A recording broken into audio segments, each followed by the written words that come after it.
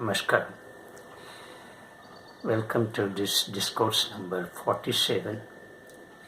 Let's continue our discussion on Asanam. In the previous discourse number 46, we have examined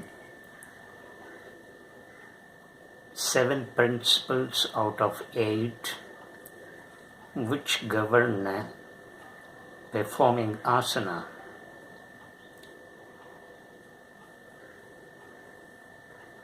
Patanjali has given 2 principles, 2 conditions, namely sthiram and sukham.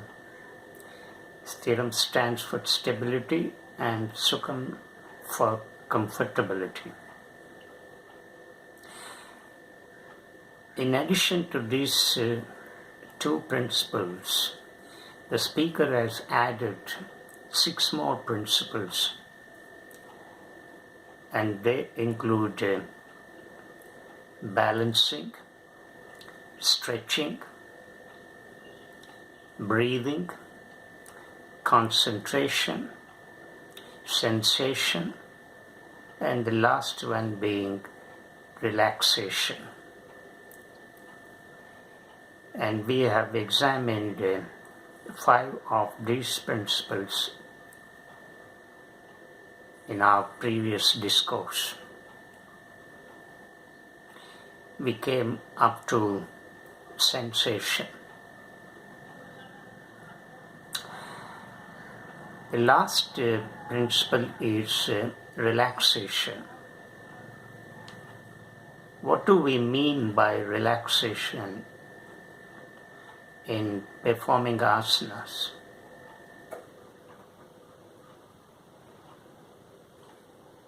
Relaxation has 2 meanings here. The first is that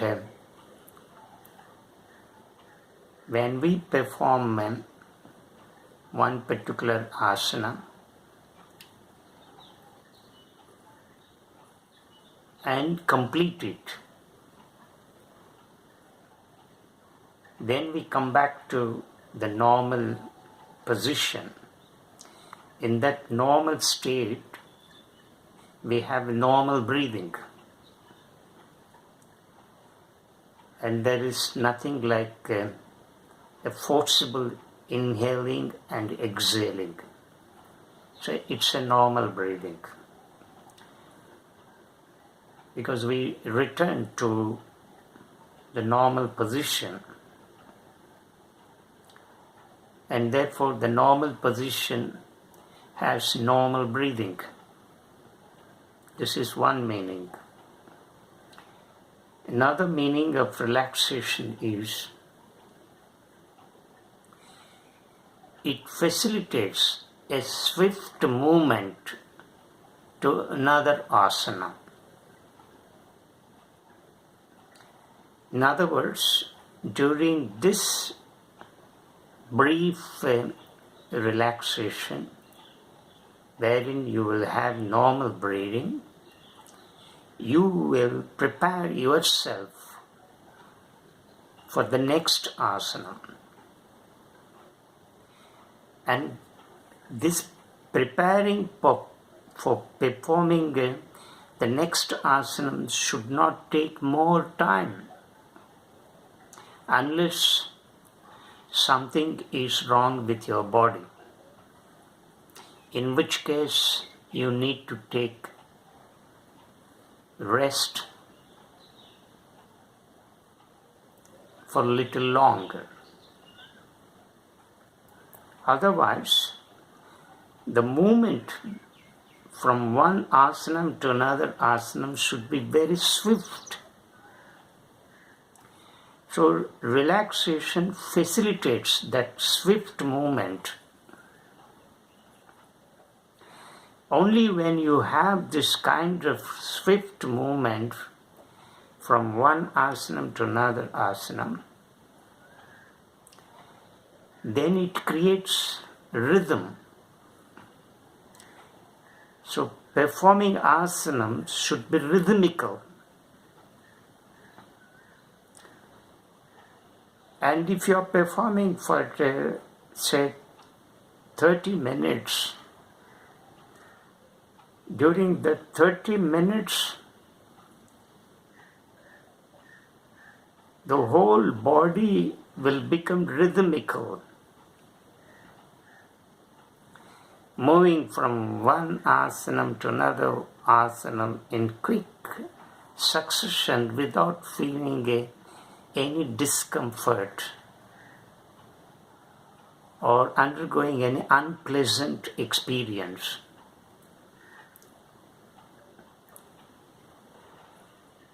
This is very important. This has to be kept in mind, and this creates the harmony, the rhythm, and music. The whole 30 minutes you are focusing on your body. Your mind is only on your body. Your mind is undergoing all that experience and sensation in every part of your body. If you are feeling tense in a particular part of your body, you must divert your mind on that part and release the tension in that particular part. Release the tension.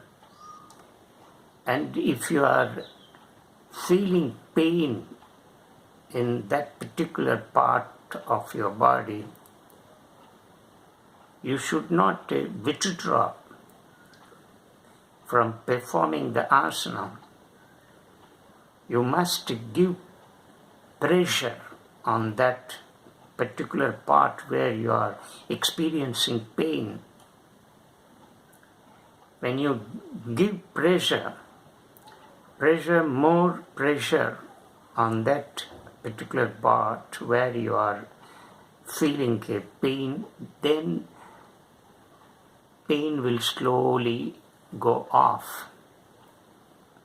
Pain comes because the muscles are tight, because the speaker has already said that we have led one pattern of living for long, and the body has got accustomed to that pattern, and therefore it's not that easy to come out of that pattern. It takes some time.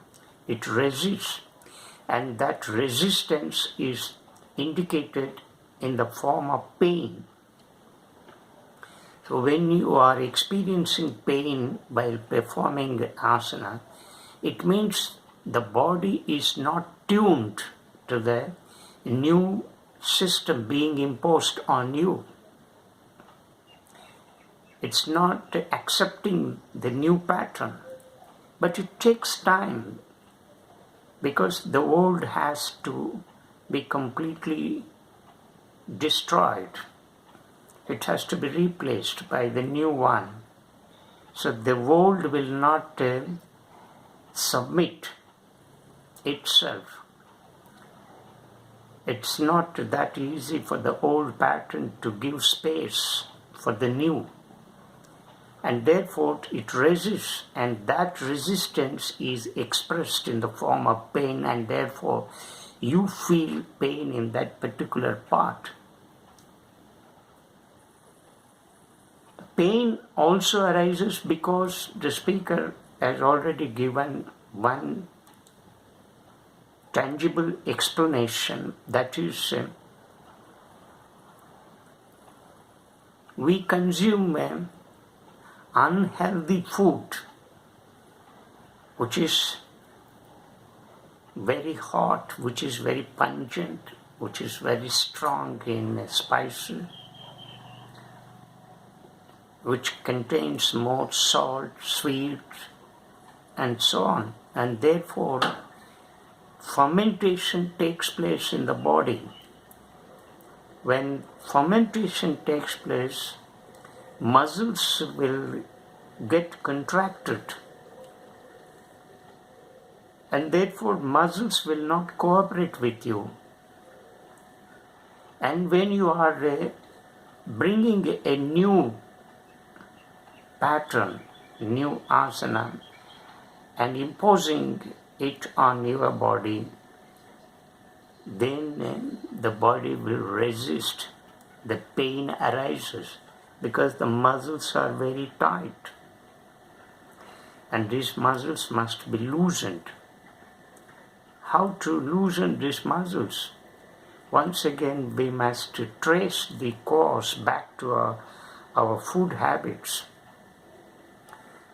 So there should be some drastic change in our food habits. If we continue to live with the old pattern of food habits, then you cannot perform asanas. It is for this reason many people who take to yoga continue for some time and then abandon. The reason being that they cannot change their food habits. They are very happy and comfortable with the old food habits. So they consume the same kind of food, which generates strong emotions, strong negative feelings, and which creates more fermentation in the body. And thereby the muscles become very strong and tight. And therefore the body will not cooperate with you. Therefore, such people give up yoga. They don't practice.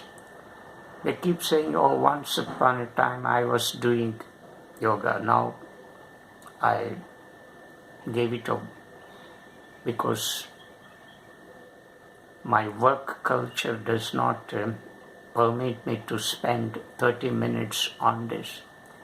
That is not the actual explanation. That is most unconvincing explanation that anybody could give. But the reason is that we do not focus our attention on our food habits. We continue with the old food habits, therefore the body is as usual. It gains, accumulates all that fermentation, purification, and so on.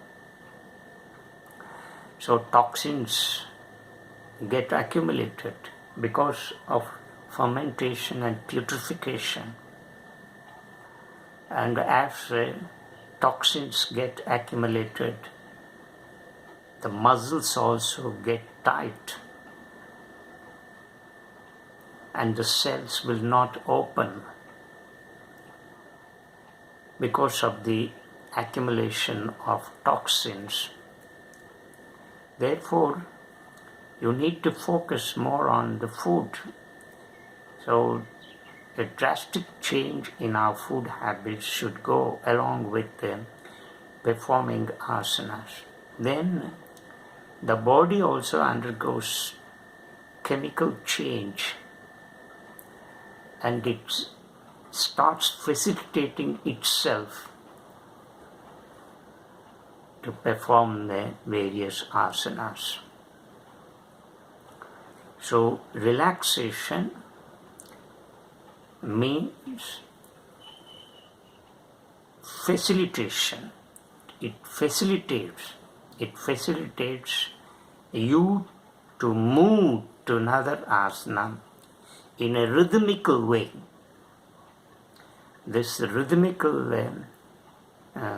element should be kept in mind while performing asana.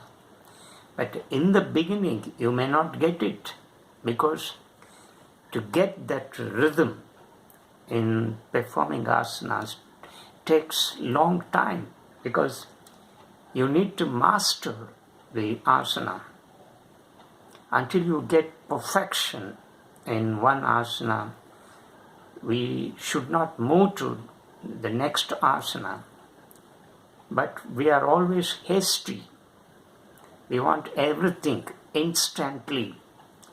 And in this kind of instant philosophical mind, we perform asanas in a very haphazard manner, in a disorderly way. And this causes a lot of imbalance in our body, and you will not feel any effect, positive effect of these asanas on your body and mind. So relaxation has such a meaning, such significance and value. So we have examined 8 principles. These 8 principles must be kept in mind while performing asanas. Ultimately, asana must create that feeling of sensation.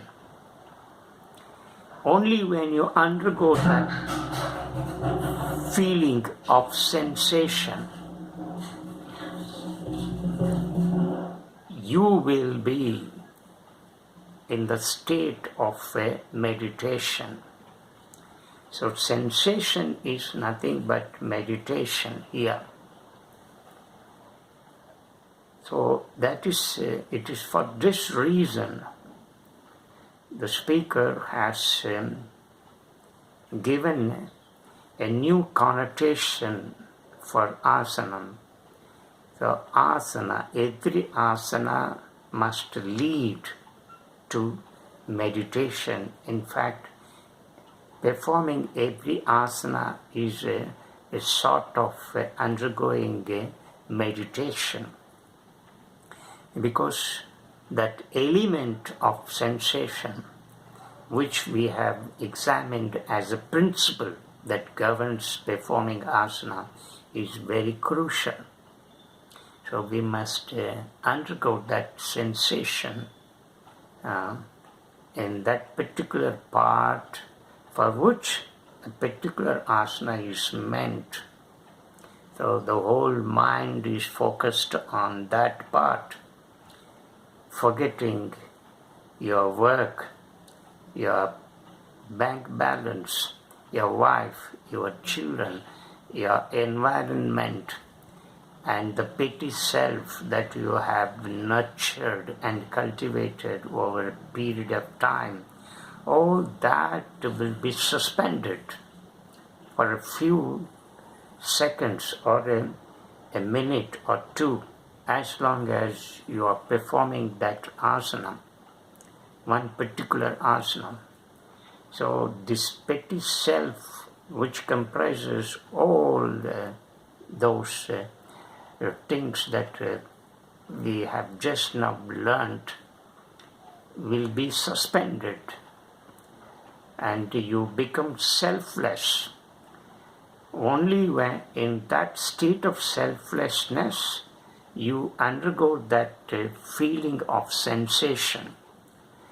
And when you undergo that feeling of sensation in that state of selflessness, you are in the state of meditation, dhyana. Oh, there is no need to do meditation again. So 30 minutes or 45 minutes or 60 minutes or even 20 minutes, as your body can allow you to perform these asanas, you are in the state of meditation. And if you are in that state of meditation, you are really doing yoga, and yoga is happening in you. So this is the purpose of performing asana. As the speaker has already distinguished asana from physical exercise, that it should not be confused with any form of physical exercise or any kind of martial art. It is unique. Asana is unique. It cannot be combined with physical exercise. Ultimately, this asana, performing asanas, must make your body supple, flexible. Only when your body becomes supple or flexible or elastic, then no disease will enter into your body. When the body is stiff, then it indicates that your body has completely closed, and therefore then the resistance power also becomes weak. You lose that immunization. The disease can easily enter and penetrate into your cells. The more your body becomes supple or flexible, the more it creates space.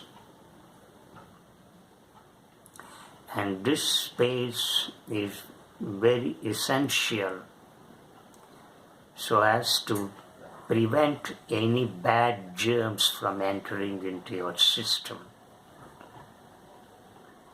So Asanam purifies your body cells, the cells, 32 trillion cells. 32 trillion cells are in contracting position. They are in the closed position, and therefore the muscles become tight. When these cells are cleansed, purified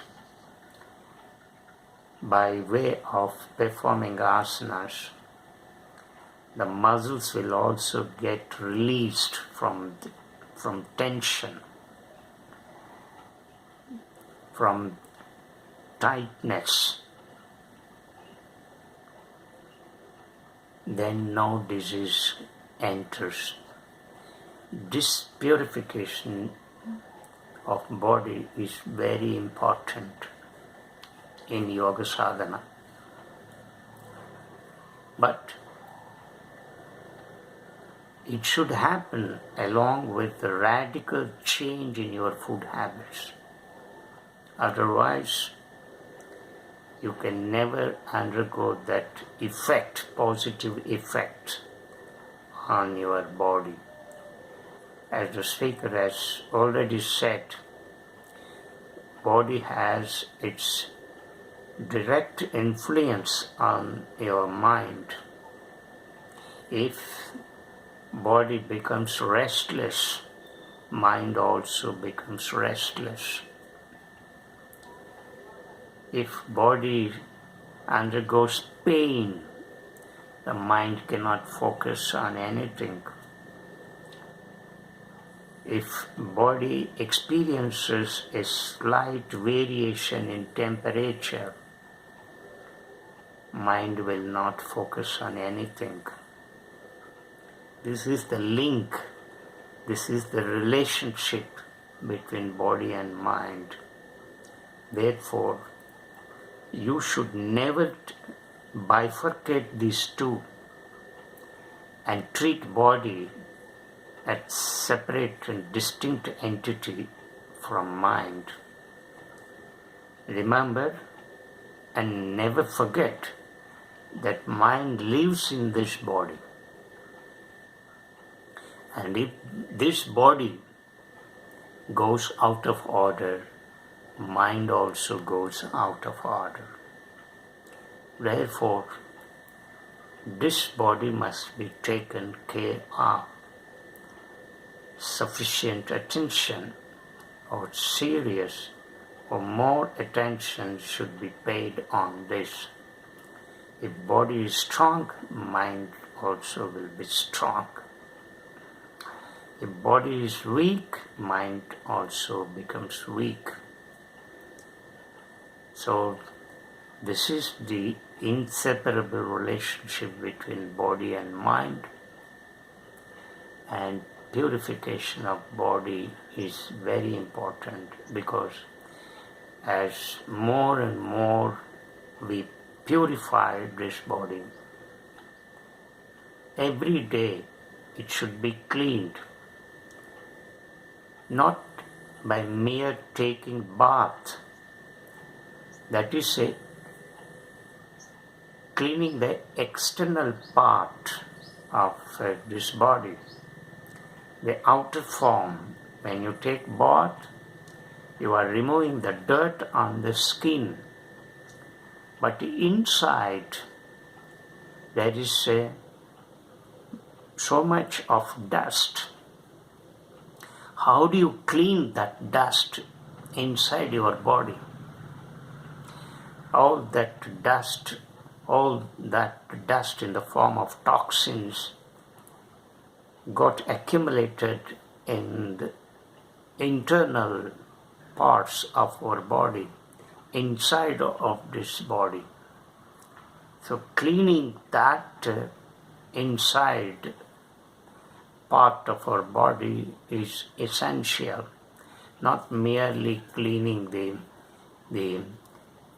skin, the outer, that which is visible to our eyes. But inside, we do not know. Everything is stored there, invisible. You may not notice it, but slowly and gradually, as the time goes, you will see that how these accumulated toxins get manifested in the form of disease. Therefore, purification means not merely taking bath, but inside purification is very important. How do we purify the inner parts of our body? Asanam. This is the difference between physical exercise and asana. Physical exercise is more concerned about the external form of our body. It deals with the external parts, but asanam deals with the internal parts. That is why a person who performs asanam regularly feels more energetic than one who does other forms of physical exercises like walking, running, or jogging. So asanam has that effect, as that positive effect, as that positive advantage compared to the physical exercises. So purification includes not only the cleaning of the external form of this body that is visible to our eyes, but also the internal organs. And when we perform asanas, all these internal organs get activated. They get activated by destroying the toxins that got accumulated in the cells. And thereby the cells, when the toxins are removed from the cells, the purification takes place. This purification at the physical level is very important in yoga sadhana. Namaskar.